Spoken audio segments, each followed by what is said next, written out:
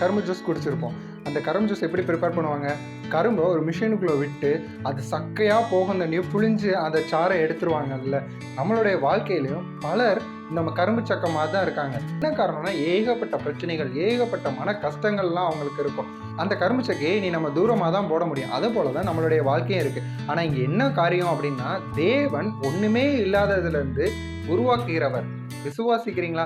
சாம்பலை சிங்காரமாய் மாற்றுகிற தேவன் அப்படின்னு சொல்லி இருக்கிறதுல, சாம்பல் அப்படின்னா முடிஞ்சு போச்சு அப்படின்னு தான் அர்த்தம். அந்த சாம்பலை தேவன் கிட்ட கொடுத்தாலும் அதை சிங்காரமா மாற்றி தருகிறவராக தான் இருக்கிறார்.